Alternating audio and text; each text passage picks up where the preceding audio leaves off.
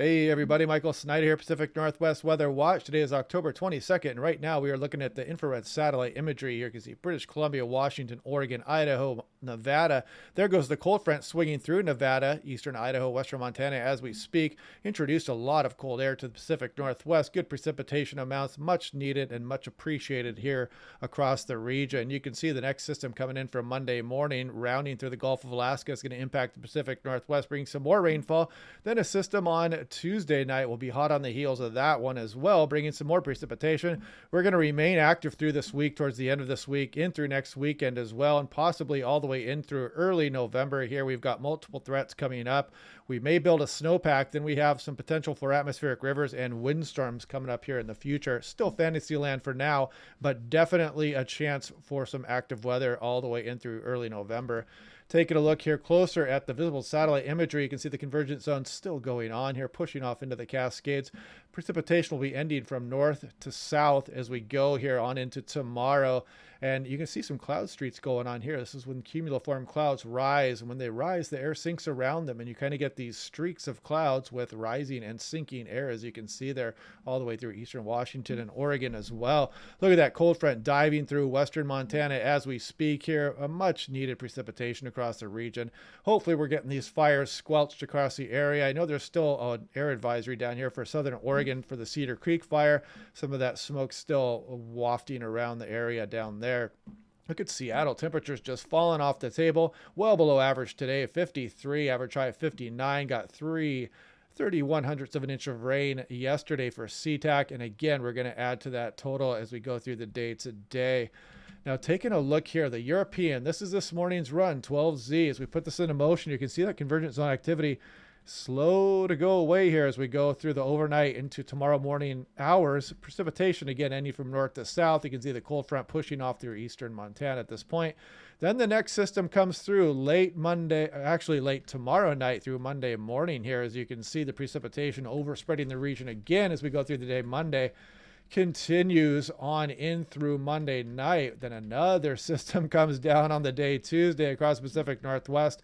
And then the Gulf of Alaska troughing starts to get pretty active here. And we get some potential for even some atmospheric rivers or even a windstorm as we go through the extended here. Look at this strong system diving down through BC. Kind of has an atmospheric river look to it there. And then behind that, the Gulf of Alaska trough still spinning powerful systems into our area here. And look at this late breaking storm here develop and deepen as it makes impact here in the Pacific Northwest. We're looking kind of far out there, 234 hours, but these are just some of the hazards. This windstorm could easily back up a day or two, or it could increase a day or two on the time scale here as we look on into the future. So this active weather pattern is going to continue on in through next week and possibly into the following week. Now, taking a look at the GFS, let's take a look here. You can see similar pattern here. We got the system coming through tomorrow night into Monday morning. And another system during the day Tuesday coming in hot off its heels there. Then the Gulf of Alaska troughing also getting active here in the GFS. Look at this atmospheric river type signature showing up here just a bit as we go through the extended. Then another strong front. And then the potential for more systems moving in later on. Kind of uncanny timing there in the GFS here, 18Z with the European model run. Look at some of these precipitation totals. Kind of a late developing storm as it approaches the west coast of Washington there. So interesting weather coming up here, folks, for at least the next week or so. Now taking a look here, we have the European versus the Canadian. European is on the left, Canadian on the right. Good agreement, of course, in the short term. Trough moving through. Another one swings through, and Monday and Tuesday's system is shown there. Then the Gulf of Alaska troughing. Pretty good agreement, as you can see here. The Canadian and European in strong agreement there. And this is going to cause some issues here if we end up getting an atmospheric river after we build up a snowpack, especially early in the season. It's hard to hold on to that snowpack if you build snow in late October, because November is notorious for atmospheric rivers. And you can see on both models as we go through the extended here, Gulf of Alaska troughing is very strong on in through the 10-day period on both models here. Now taking a look at the European, just kind of scanning for atmospheric rivers. This is why we're not dealing with any flooding yet. You can kind of see the progressive nature of that slug of moisture, the first system, the second system. And then the next one starts to kind of point a little bit of an atmospheric river. That one has since backed off a little bit on some of the previous model runs, but that threat is going to exist as we go through the end of October here, as well as a windstorm threat through the end of October as well. But as of right now, everything is still in fantasy land. These are going to change run to run until we get closer to each individual event.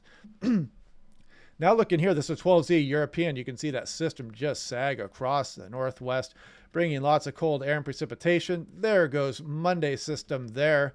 Here comes Tuesday's system, a little bit weaker there. Then the Gulf of Alaska troughing starts to get going. And this presents a new threat of hazards such as atmospheric rivers, like I mentioned, and windstorms. And as we go on into later in the forecast here towards Halloween, look at this. This is Halloween evening with a big storm bearing down on the Washington coast here and really just exploding as it moves across the Puget Sound into British Columbia. So stuff to watch. Bullets are going to be flying, as in bullets, I mean windstorm potential in the future. But we're going to be dodging some bullets here coming up here if you don't like windstorms. And now taking a look here, this is the European Control Ensemble, the most likely outcome of the Ensemble run here. And you can see Monday's system, Tuesday's system, and then the Gulf of Alaska troughing going. Pretty good agreement with the deterministic there.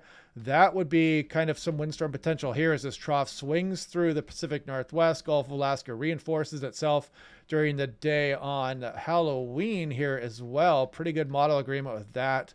Very powerful lobes moving very close to the Pacific Northwest. So we've got atmospheric river, windstorm potential, you name it. We got it here. Mountain snows, possible flooding. It's all possible here on in through early November.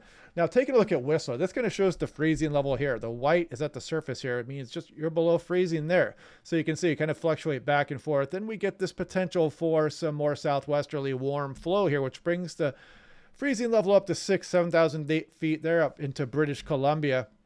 Now, as we look out a little bit further here, now actually a little bit further south, I should say, this is Stevens Pass, Washington here.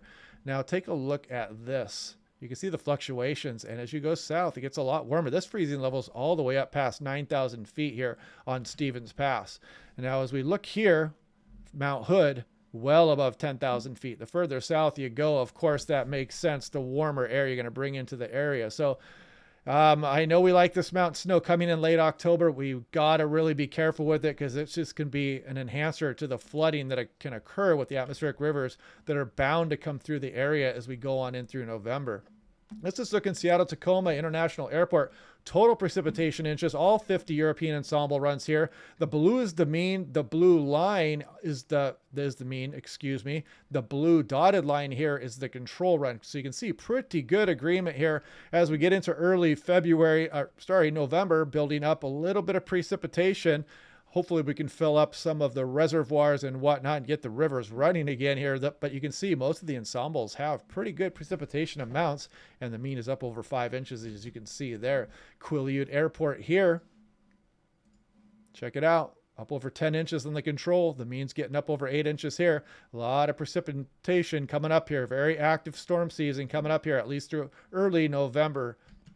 Now looking at Brookings, Oregon here, kind of showing you all the way down through the Oregon coast there, can expect some pretty good precipitation amounts here as we go through the extended, but it might take a while to get going here. You kind of see the control and the mean are lagging here, but then it starts to pick up here as we get through the end of October with a couple pretty good systems moving through the area. So in the meantime, not a lot of precipitation down there in southern Oregon, but there's hope there in the future.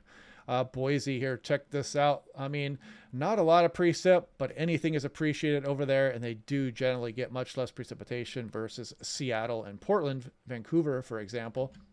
This is Missoula International Airport. You can see the control and the mean are up close to 2 inches there. It would be much appreciated out there as well. Crater Lake, Klamath Falls Regional Airport. So this is Klamath Falls. You can see some systems get going here towards the end of October here and start bringing some pretty good precipitation amounts and pretty good agreement here through the ensembles on getting up over 1.5 inches of rain or so by the early November time period. Here's Seattle-Tacoma windstorm hunt here. Not a lot to show. They're still showing the smattering of big potential windstorms in here. And we saw that one on the control run this morning here. And then you see some of these bigger ones intermix. So we just kind of have to watch it at this point. But there is no bullseye for a time frame of a windstorm out of Fantasyland just yet. We're continuing to watch that. Once it does start to pick up on something, though, then it can kind of, you'll see these mean winds climb here, and you'll see these colorful dots start to occupy the time period that we would be concerned about. Here's Quileute Airport. Here you can see many more solutions here have high winds here going across the northwest Washington coast. A fairly blustery system moving in here on in through Monday morning, but 40 miles per hour again is nothing unlike what they are used to out there on the Washington coast for sure. This is Astoria here. You can see some big windstorms intermixed in here as well, but no big signal just yet across the region. We're just kind of watching at this point, still fantasy windstorm hunt season.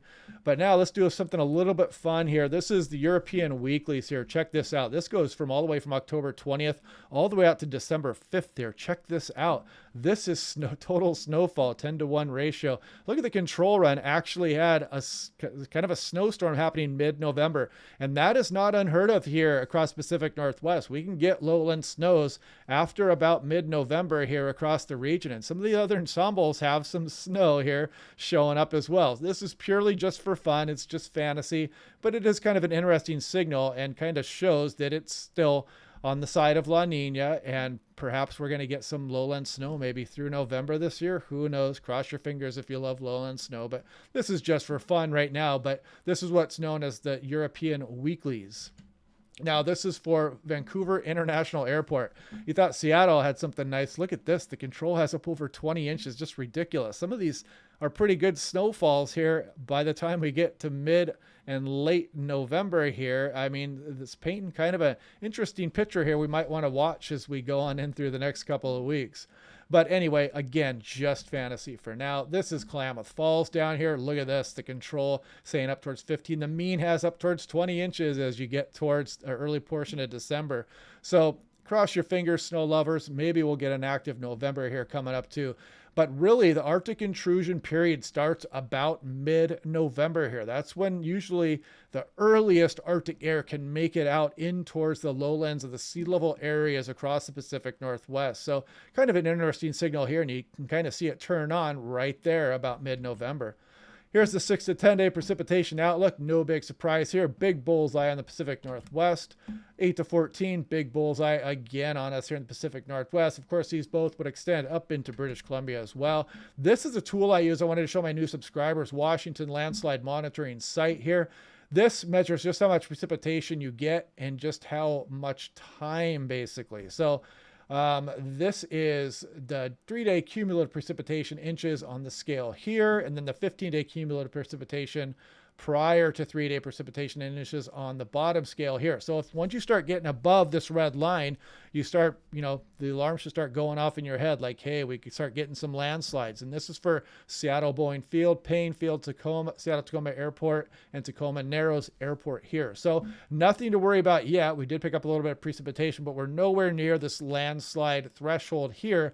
But like we saw last year, we were dealing with some periods where we were above that. And that's where you have to start worrying about landslide potential. So yeah, nice system rolls through here. Here comes the next one. Tuesday is going to have another one right on the backside of that. And then another system coming later this week with multiple rounds of active weather going all the way in through next week. So enjoy it. We're here. We finally got here. That smoke seemed like it was going to go on forever, but this precipitation, maybe it'll even green up the grass and let it grow a little bit before it starts to go dormant again in the cooler weather as we go on into the winter here across the area. But anyway, yeah, you guys click like and subscribe. I had a little bit of a malfunction. I don't know what happened there. I could not find the air. I had just restarted the computer, turned it back on, and it seemed to work just fine. So I had no volume at all. I don't know what happened there, but so I had to redo the whole video again. Yeah, so let's build up some snow and let's hope for no atmospheric rivers and flooding here on in through next weekend, the following week. And we'll continue to watch that windstorm potential as well. We'll do this again tomorrow, and we will check out these individual model runs and see if we can start to pick out some things coming with next weekend storms. Right now, there's no flooding potential, and we get towards the end of next week, things could change. So that's where we're at right now. So anyway, I will talk to you guys tomorrow. Hope you're having a good day.